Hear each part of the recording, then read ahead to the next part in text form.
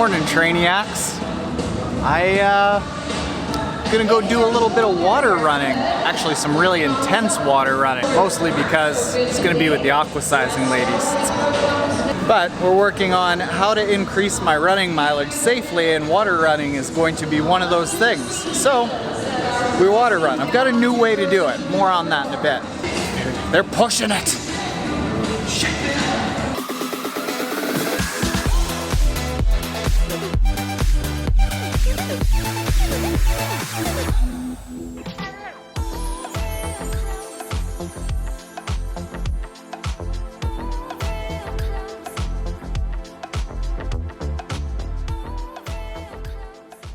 I tell you, Trainiacs, that's interesting. H2O, new water running program that I'm trying out, gets the heart rate up. They are loud.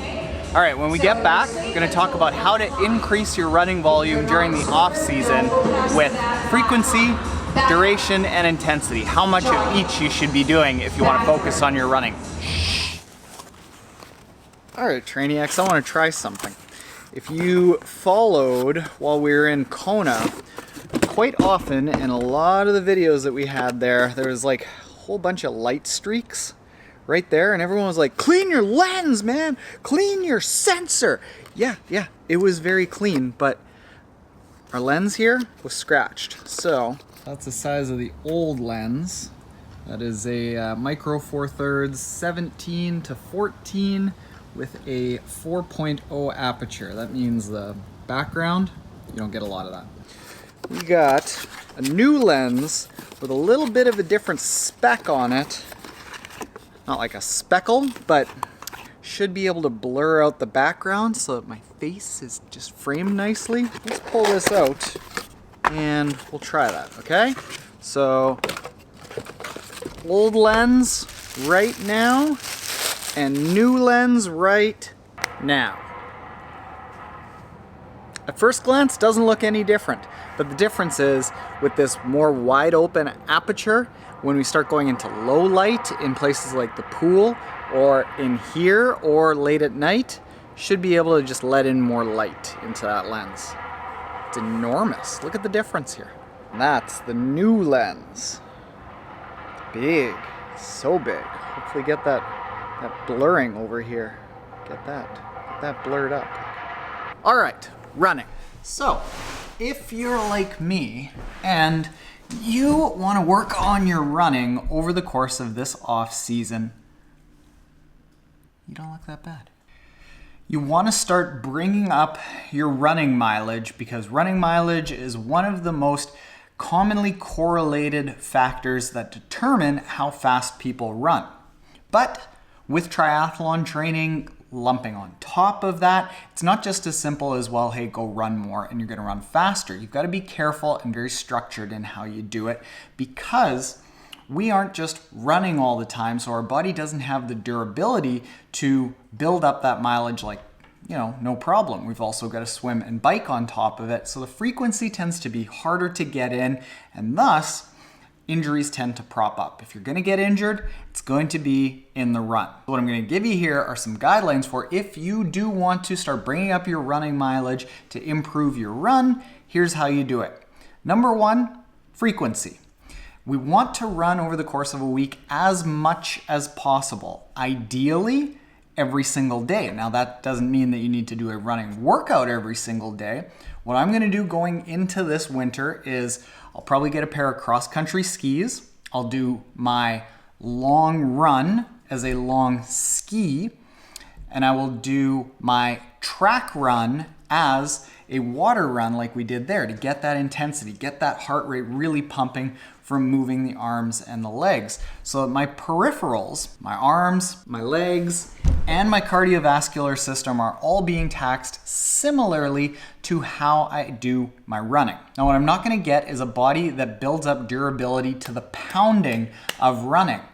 That is highly overrated though. Over the off season, the other 5 days, what I'm going to try to do is just get in a run. And this run can be on a treadmill, out on soft surfaces. I would take the load off of running strictly on concrete and mix it up with some softer surfaces like a treadmill or trails. And those other 5 days a week could be a run as little as 10 to 20 minutes with really, really low intensity.